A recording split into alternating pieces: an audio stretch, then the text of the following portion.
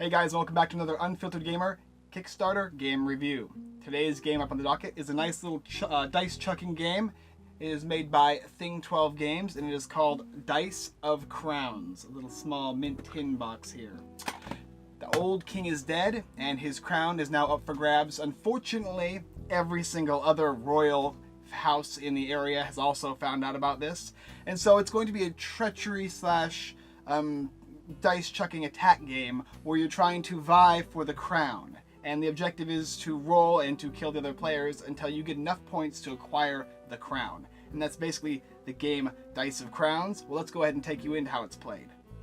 Alright guys, so here we have the contents for Dice of Crowns. What comes in this little mint tin here, once you open it up, it's a little baby box like that. It comes with 7 dice, a crown figurine or miniature, as well as victory tokens and fate tokens.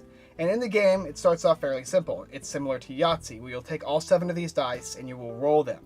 Every time you get a scroll, you have to stop play, give the scrolls to whoever you want, and have them re-roll. If they end up rolling a crown, they keep it, or if they end up rolling a dagger, they can pass it to any player they want.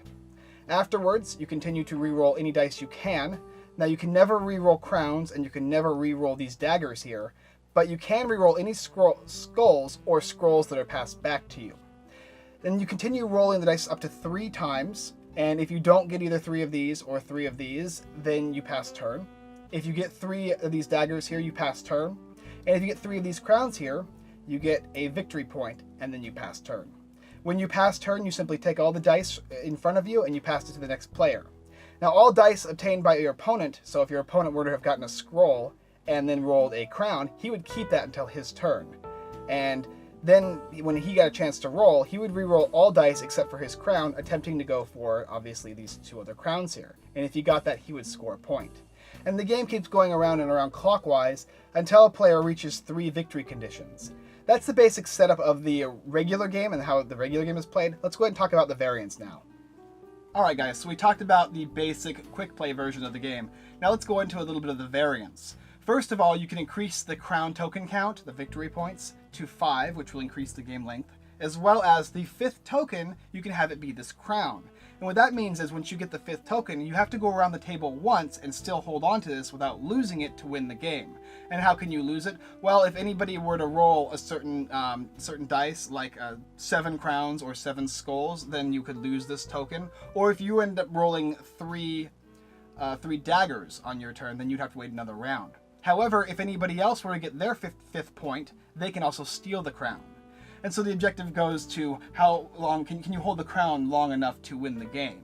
As well as another different variant, which involves the Yahtzee mechanic, where if you get 7 skulls or 7 crowns, they all do different things. And there's a wide variety. I won't discuss them all here, but basically if you roll 7 skulls, you can do something to your opponent, or 7 crowns.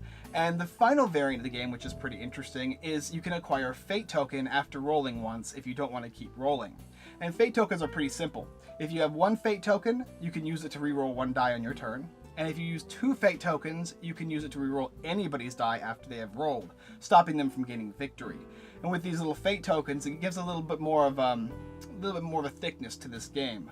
But with those little added variants, it gives you an extra wide variety of how to play the game. And that's basically it.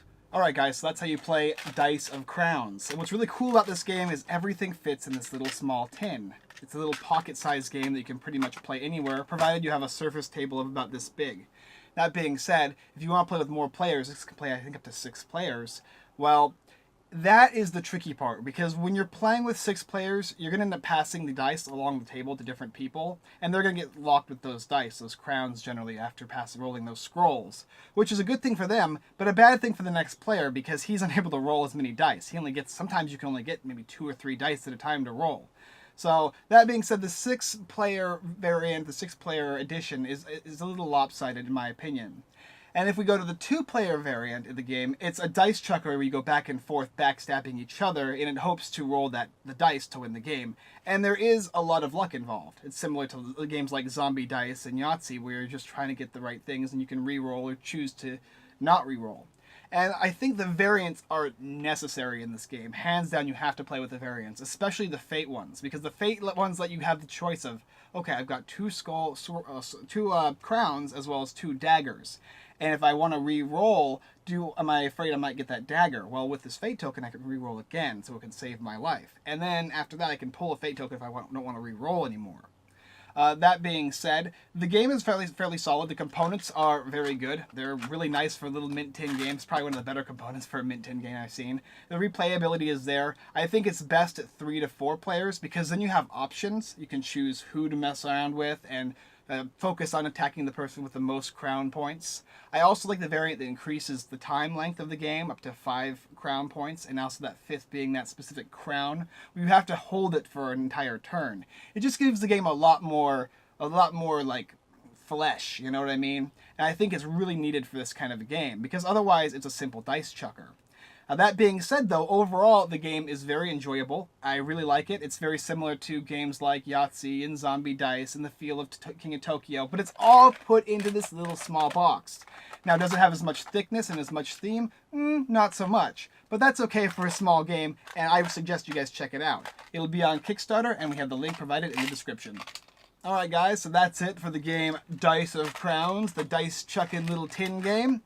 If you like this video and you want to see more, go ahead and check out the rest of our content here on YouTube. Like, subscribe, and comment. As well as checking us out on unfilteredgamer.com. We've got blog posts, giveaways, Kickstarter lists, and more there. And if you like that content, there's also more at our friends' affiliated websites, everythingboardgames.com and thegiveawaygeek.com.